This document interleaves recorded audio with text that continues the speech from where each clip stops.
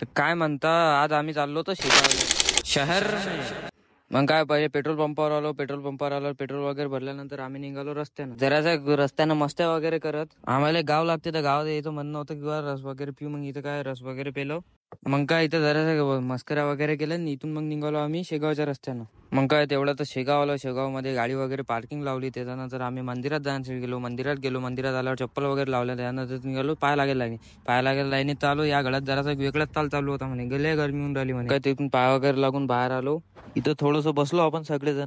त्यानंतर धूप वगैरे घेतली. म्हटलं देवाला म्हटलं आम्हाला जरा दिमाग वगैरे दे. म्हटलं आमच्या डोक्यात निघालून दिमागच नाही म्हटलं आम्हाला. मग काय तेवढं आम्ही बाहेर गेलो. बाहेर गेल्यावर आपल्या बहीण म्हणे आपल्याला कानातले पाहिजे म्हणे. म्हटलं घे बाबा. मग काय त्यातच गाड्या वगैरे काढल्या आणि जेवणाची मस्त भूक लागली होती. म्हटलं चला बाबा पहिले नाश्ता वगैरे करून. मग तिकून आलो डायरेक्ट आपण शेगाव कचोरीवर. आमचे भाई बंधू आहेत. मग काय तेवढंच आम्हाला आनंदसागरला जायचं, पण आमचे माणसं जरा एक समोर चालले गेले. त्याच्यानं आम्ही जरासं बुजकलो होतो. तर त्याला वापस बोलावल्यानंतर आम्ही गेलो कृष्णाजीच्या माळामध्ये.